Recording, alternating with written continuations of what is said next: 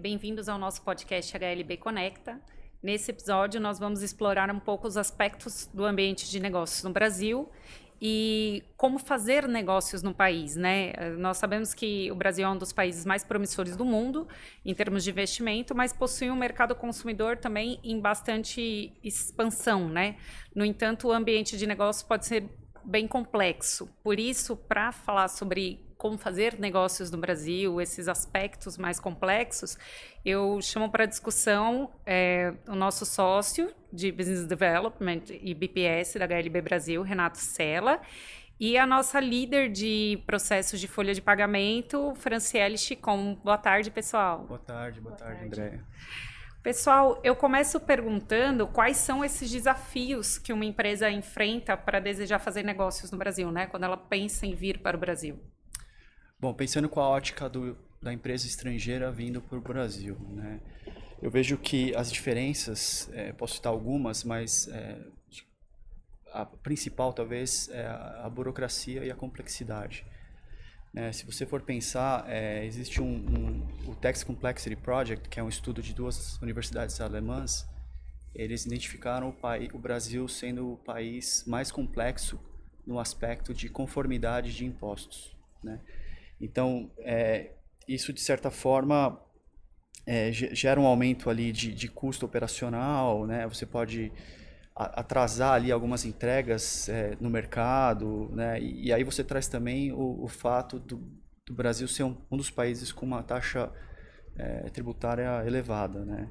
Uhum. Então, e além da complexidade do próprio cálculo das obrigações, né? Tudo que é imposto dentro da empresa. Então eu vejo essas empresas com uma grande dificuldade nesse sentido, né? Eu posso dar um exemplo. Você vai no mercado, papel higiênico com duas faces é um imposto, com uma face é outro imposto. Então, isso traz ali um pouco a visão da dificuldade que o empreendedor, que o empresário tem simplesmente de fazer toda a manutenção e conformidade dos encargos, né? Então, estima-se aí 1.500 horas só para entrega das obrigações e cálculos de impostos, né? Além disso, acho que existe uma dificuldade muito grande de contratar a mão de obra qualificada, existe uma escassez no mercado. Né? Isso pode dificultar também a parte do posicionamento da empresa, né? De entregar o objetivo ali deles. A concorrência, de certa forma, não é só no Brasil, mas no mundo inteiro, mas no Brasil tem uma alta concorrência. E aí, devido a esse custo do Brasil, isso vai se exponencial, né? Então, isso vai...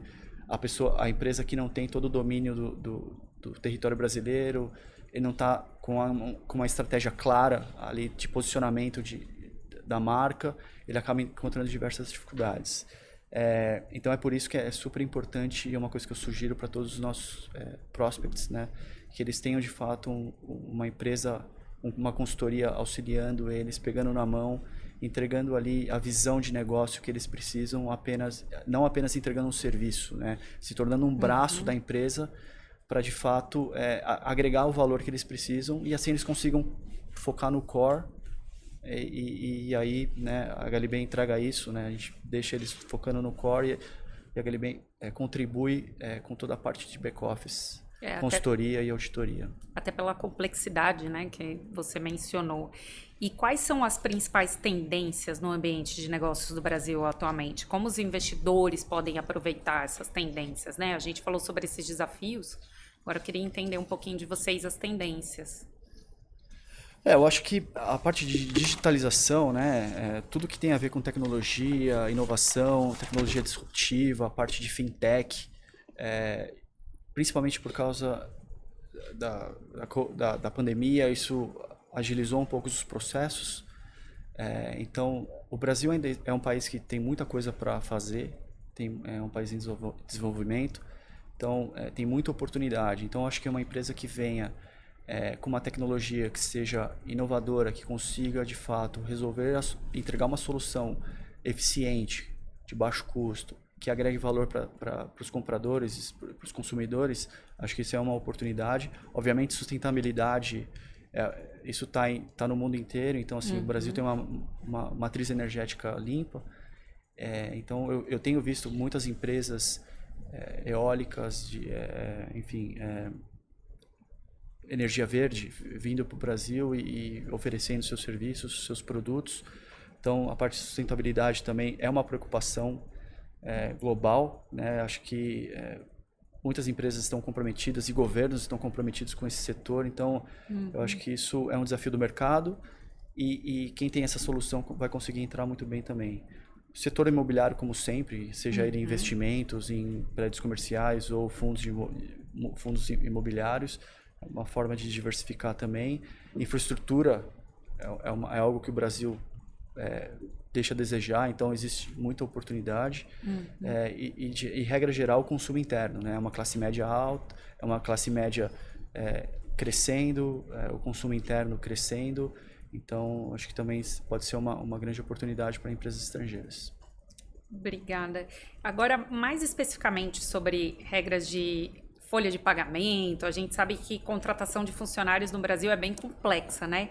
E aí, Fran, eu queria saber de você como é esse processo de contratação de funcionários no Brasil e quais são as obrigações trabalhistas que essas empresas precisam cumprir. Legal.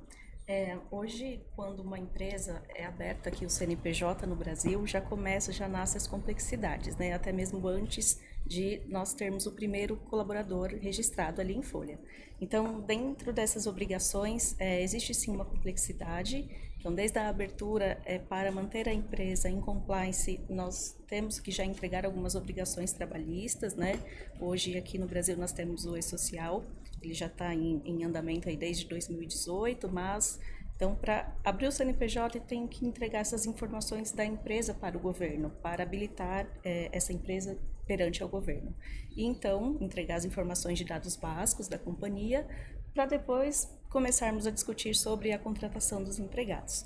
Um desafio bastante interessante que a gente percebe, e principalmente dos nossos clientes internacionais, é a dúvida, assim, do processo aqui local mesmo, né? Então, o simples fato de eu contratar um colaborador, que isso é tudo bem, ele exige uma complexidade ali no sentido de eu definir um cargo, por exemplo, até o cargo que a pessoa vai ocupar aqui no Brasil, ele está atrelado ali a um código brasileiro de ocupação. Então, isso é muito local aqui nosso, né, de acordo com o Ministério do Trabalho e tudo mais. Então, a gente acaba auxiliando, ajudando nossos clientes, né, a ter essa interação desde o começo. Então, realmente, não só prestar o serviço, mas ter esse amparo, né, para poder dar esse suporte desde o início. Aí, em relação a isso também, não só da parte de essa etapa, né, da posição, aqui no Brasil é muito complexo a questão de, não complexo, mas mandatório, a questão de benefícios. Então, isso está sempre atrelado ao sindicato que aquela companhia, que aquela empresa segue, com as regras existentes, pré-existentes ali, os benefícios mandatórios, então desde um seguro de vida, desde um plano de saúde. Então, tudo isso é, de certa forma, uma novidade quando a empresa não existe aqui, né? Vai nascer do zero e vem, né? Principalmente de fora. Uma das coisas que eu venho percebendo, assim, quando uma empresa estrangeira ela vem para o Brasil, ela vem com uma visão muito interna deles, né? E o que dá um impacto inicial para eles é o custo de manter um funcionário, né? Então, aqui a gente pega muito assim, a gente faz todo o processo, né? Então, abre a empresa e aí já tem toda aquela burocracia que nem a Fran falou. Então, apostilar documento, notarizar, traduzir, juramentar, registrar, em cartório, JUSESP, registro, prefeitura, estado, né? Então, isso já dá um impacto em toda essa burocracia. E aí, eu vejo muito isso acontecer, eu vou pagar X mil reais de salário para o meu funcionário. E sem perceber que esse X mil reais, ele vai virar X mais Y, né? Em casos chega o dobro, pode chegar, né? Dependendo de benefícios e tudo mais. Então, a gente criou até uma planilha de exemplificação de cálculo, e é o primeiro passo que a gente faz. Tome cuidado o que você vai ofertar, porque a gente vê bastante cartas de oferta de trabalho sem saber o impacto desse custo, né? E não só isso, a Fran pode até comentar mais, mas esses detalhes que são diferentes do cálculo da folha fora do país, né? Então você tem lá 1/3 de férias, 13º, né? E aí vai, e aí a divisão das férias aqui no Brasil e médias, e aí a contabilização de tudo isso, né? Então a gente está bem acostumado a ter que explicar tudo isso no dia a dia. mas de fato é algo que é importante para a empresa estrangeira quando está vindo se atentar. E mais uma vez, ter alguém que vai assumir a responsabilidade técnica por aquilo e fazer bem feito, né? Para evitar multas, juros, né? Você diria que a folha de pagamento seria o aspecto mais complexo, por assim dizer, da Não, eu entrada acho que dessas folha de empresas? pagamento e a parte fiscal, E a parte tributária, obviamente, né? é um bicho de sete cabeças, né? Como o exemplo que eu dei, ele retrata ali um pouco toda essa complexidade, mas a folha de pagamento, de fato, merece uma atenção especial. Existem vários outros fatores até chegar no resultado final mesmo da folha, né? Que é o agravante que a gente entende. Até, por exemplo, em relação à admissão, antes de o colaborador iniciar na empresa, ele tem que fazer um exame médico admissional. Então, tem que ter um provedor específico que realiza esse tipo de trabalho. Então, todas essas tratativas para assegurar e manter a empresa em compliance, né, com a legislação aqui. No final do dia, realmente, a complexidade é alta pela soma, né, de todos os processos. É isso. Pessoal, eu queria agradecer a presença de vocês aqui. Obrigado. Espero ter esclarecido os nossos ouvintes e espero vocês na próxima edição do HLB Conecta. Obrigado. Obrigada. Obrigada. Obrigado.